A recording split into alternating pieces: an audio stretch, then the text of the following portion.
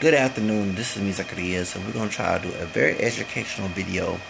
And the reason why I want to do a video on education and also a current issue is because not only that my birthday's coming up, and shout out to Whitney Houston. Mike Brown also passed away on the 9th, but on the 10th last week, and I didn't get a chance because I got caught up in that Phone Flex and Drake mess and other celebrity stuff and other things that's going on in the news. I wanted to do it, and I know that Jackie Guerrero from 22-7 and Chris Perez's birthday just passed, Matt Johnson, and other people has passed, their birthday has passed, and I wanted to, and also Ronnie Spector, her birthday has passed as well. But I wanted to get two people's birthday that was on the same day, and why I'm making the video, and it's educational about African American descended people and Latinos, especially of Mexican descent. And the reason why I'm doing is because we had a tragic death of a boy named Jose Flores. It's similar to like a Trayvon Martin case, black and brown situation. George Zimmer's mixed with white, Afro-Mestizo of Peruvian background, his mama's side, mixed white on his dad's side. Part white on his dad's side, had killed Trayvon. And then here in Houston this year, and I cover the story because my heart goes out to the Flores family. Also, too, my heart goes out to both the African American and Hispanic community here in Houston, and I do not want to see us divide and be like South California, even though that mentality is there.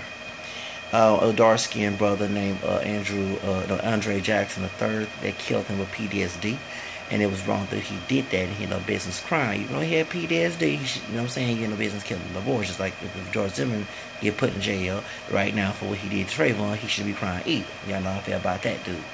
Well, anyway, we're not going to talk about the murder. We're going to talk about the birthdays. Jose Flores, who is Mexican-American, was born on August 10th. And as an August child, that's not my birthday. My birthday is late on this week. We're Leos. But there's one particular person that part of Mexican history and also African descendant history, who was not pure black, who was Afro-Mestizo, who was second president of Mexico, and you hear me talk about all the time. And that's my hero, Vicente Guerrero. They used to call him El Negro. The state Guerrero is named after him. And Vicente Guerrero is often ignored when it comes to Chicano or Mexican history here in the United States. Unless you go to colleges, that's something. But that's in high schools, we don't talk about this man. This man was African Mexican on his mother's side and mestizo on his dad, meaning Spanish and American. So he was Afro-Mestizo, and I'm sorry to say a lot of Mexicans do not want to admit it. No matter what they look like, I mean, sound like Rosa Perez on The View about Roger Guerrero versus Michelle Obama's scandal, but a lot of Latinos do have African DNA, even if they don't look it, okay? And not to sound Afrocentric, I'm glad a Latino lady said that, but Vicente Guerrero was the second president of Mexico who fought in the Revolutionary War with Father Jose Maria Morelos Pavon. Morelos is named after the state named after Morelos, and he was mulatto, Spanish African descent, and born in Mexico, and Vicente was Spanish African and indigenous, Native American. So and so he banned slavery when he became president of the United States. He was the second president of Mexico, Mexico. He's not the United States. He the one that banned slavery, and he shared the same birthday as Jose Flores. Now you all say, Jose Flores, why are you talking about this? Because a lot of African American descended people and a lot of Latino people, including who are Mexican, and I talk to other Latinos who don't know about this history, it's because we're suffering of the hand of white supremacy, and we allowing people to tell us that we better than each other and all this other, we immigrants and we illegals, and we not immigrants, we illegals, and they better than they dog, that crowd of barrel, that division, that the good Negro, that type of mess, the bad, the house and slave situation, okay?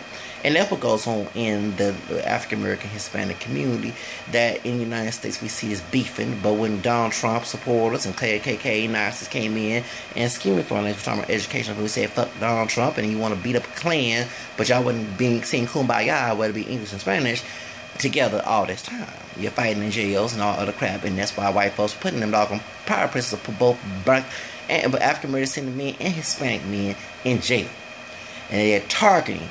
And be having this be, well, you're a thug and this and that and this, you know, and like we have thugs in both communities. We have drugs, we have gangs in both communities. Chicago is no different in parts of Mexico where they have the drug cartel.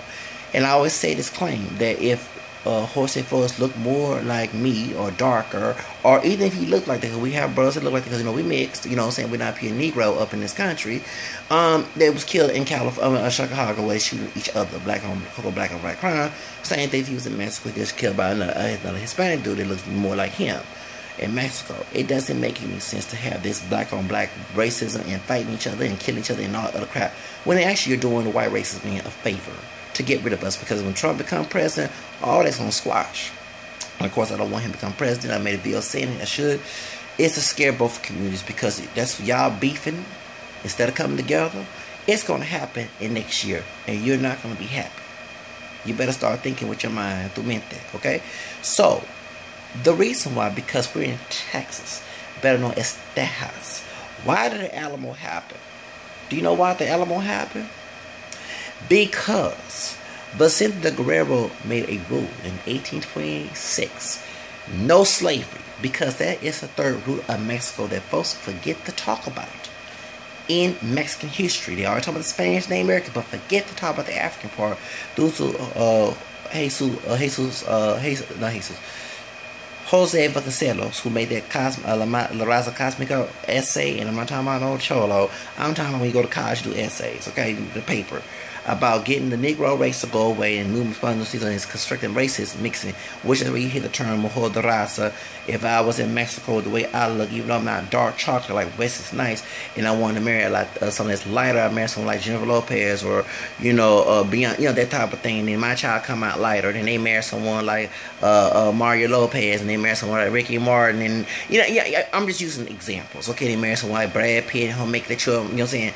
That's what happened in Mexico. That's why you don't see too many Mexicans look more black, but you do see features, hair being extremely curly, not kinky, but loose curly. Chris Breslin had a birthday, that's one example. And also Selena, her hair was look curly too. I seen Bitty Bum Bum, the real Selena, not Jennifer Lopez, when I was back in 94 at 14 years old. Her hair was naturally curly, it wasn't straight. They planchando with the plancha, that means an iron. So they straightened it, okay. You hit the big lips of her. She had big lips. Okay, we can go in there, and we also had DNA tests. Many people have said, well, we got an African in us. Look what happened to Jessica Alba. Well, Jessica Alba had a second DNA test. Her father's Mexican, her mother's white. And the second DNA test on PBS Find Your Roots found that she had African DNA. And I knew that especially when they picked her to play Honey. Doggone well. You know what I'm saying? Play a yellow bone sister in Honey.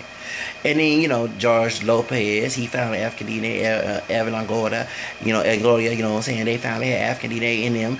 And so and you see, if I'm watching these videos with a lot of Mexicans, they might say, well, I don't have it in me. And they forget that DNA tests do not go all the way back to the 8th or 16 generations.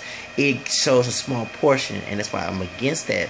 Is because people paying a bunch of money for them DNA tests, but they're not telling you they don't go all the way. They're trying to fool you. It does, but it's not all. And they don't go back to Adam Eve. They just go back to a certain generation. You know what I'm saying? So whatever that's on your part, your dad and mom's side, you have to they find out 2 traces of it. That's it. You know what I'm saying? So a lot of people don't know that, but But going back to that, it is drawing some evidence that is very true that many Mexicans who don't look black have African DNA in them. And I'm watching these DNA and they showing, we got African. Even a woman who was part white and part Mexican.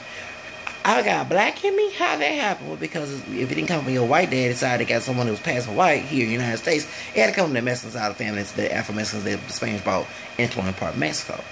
Well, that rule that's Vicente Guerrero written in slavery days, in colonial Mexico, after they had beaten Spain, because he was part of the Revolutionary War against Spain and made Mexico independence. He was one of the soldiers. And so Father Jose Maria Morelos de Pavon, both of them had a major role in that. They were partially black, not pure black. But this man's rule in 1826 stopped slavery of all Mexico. And then when people was rebellious to the rule, he forced emancipation of the slaves in 1829. He was later killed. But that rule remains to this day. And when white Anglo-Saxon settlers came from the South, like Tennessee, and I mixed with Anglo, so don't get offended. Besides black, I have black and French, Irish, English, Native American. That's why I mixed with it in my background. I'm still searching more my roots. I took a little break and my computer's dead right now, so I can't use Answer.com. But I'm finding more about my family tree like I used to when I was 13, because I've been searching my ancestors since I was 13 years old, back when I saw Queen Alice Haley's Queen, the one who made Roots. Well, Holly Berry playing there back in February '93. I was going on 14 that year. I'll be 37 this week. So what happened was, when these white Anglo-Saxon slave masters came to Texas, they was told by the government in Coahuila to emancipate those slaves. Coahuila's a Mexican state, and they said, "Well, okay, we're gonna make us pay." But we can remember, because they profit after slavery. That was the free labor. You get paid for that if you're the owner. Okay, so the slaves don't. That's how illegal and evil it was. And so there was no, we paid slaves, we lost, they lose all their crops, whatever. And this the Mexican government said, no, we're not making you, we ain't paying you nothing. We ain't paying you a damn thing. Sorry, because we ain't paying you nothing. You no nada. Okay, listen to escucha. You gonna emancipate them slaves. That's the rule of this country. So that's why the Alamo happened. People say, well, Santa Anna signed his rights.